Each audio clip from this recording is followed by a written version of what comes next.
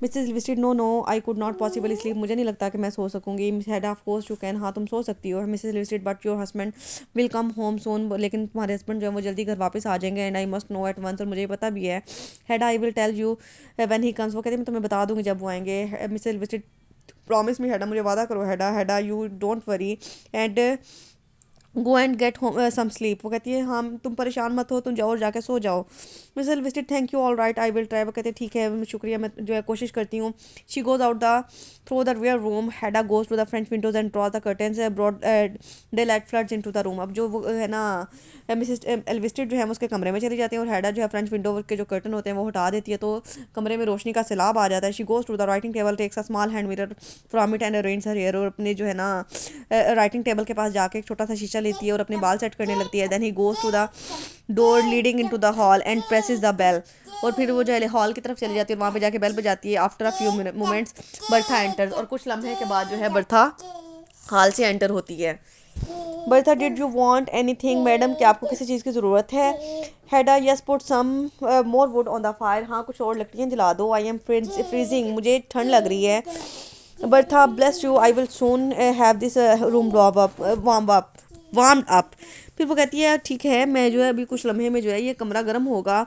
She wakes the embers together and puts on a fresh piece of wood on them, वो जल्दी से जो है ना लकड़ियों का जो पीसेस होते हैं ना वो लेके आती है। Suddenly she stops and listen, अचानक से वो रुकती है और सुनती है। There is someone at the front door madam, वो कहती है मुझे लगता है कि फ्रंट डोर से कोई आया है। Hedda well go and open it, जाओ जाके दरवाज़ा खोलो। I will see to the fire, मैं आग को देख लूँगी। But I will burn up in the moment, हाँ मैं कुछ लम्हे में इसको जला दूंगी।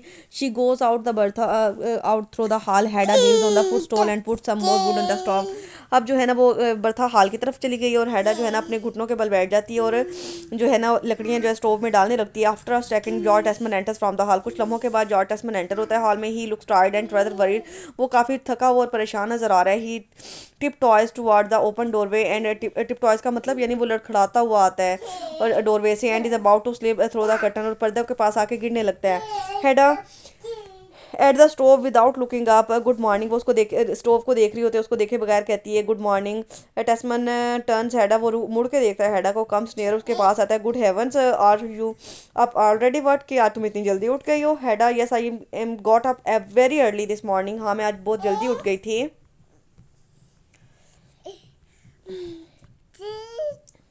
टेस्मन I was sure you would be still be sleeping fancy that, वो कहते हैं मुझे तो यकीन था कि तुम सो रही होगी।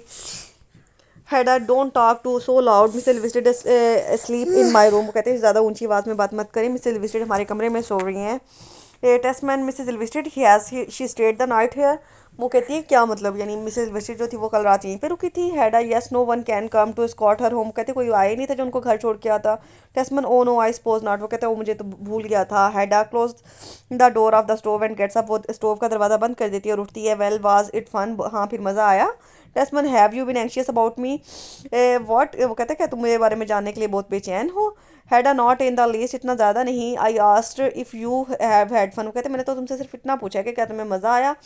टेस्टमैन oh yes rather well I thought for once in a while the first part was the best, वो कहता है हाँ हमें बहुत मज़ा आया लेकिन जो सबसे पहला हिस्सा था ना वो सबसे बेहतरीन था। When the Eliot read his book to me, जब इलियट ने मुझे अपनी किताब पढ़ के सुनाई थी। We arrived over an hour too early, हम मतलब एक घंटा पहले पहुंच गए थे। What about that eh fancy, क्या शानदार किताब उसने लिखी है। Break had a lot of things to do see Eliot read to me, जब इलियट मुझे किताब पढ़ के सुना रहा था तो ब्रेक के बहुत से काम होने वाले थे, उसने वो कर लिए थे, वो निपटा लिए थे। Hedda sits at the right hand side of the table, वो दाईं साइड वाले टेबल पे बैठ जाती है। Well tell me about it, अच्छा मुझे उसके बारे में बताओ। Tesman sits on the footstool by the stove, अब वो स्टोव के पास फुट स्टूल रख के बैठ जाता है। ऑनेस्टली ईमानदारी से Hedda you have no idea what a book that's going to be, तुम कहते तुम सोच भी नहीं सकती कितनी शानदार किताब वो लिखने जा रहा है। It's a really one of the remarkable thing that's ever been written by Job, वो कहते मैंने खुदा की कसम मैंने जो है ना ऐसी कोई शानदार किताब है मैंने नहीं देखी कि कभी किसी ने ऐसे लिखी हुई होगी। Hedda oh never mind about the book, वो कहते तुम इसकी किताब की इतनी ज़्यादा टेंशन ना लो।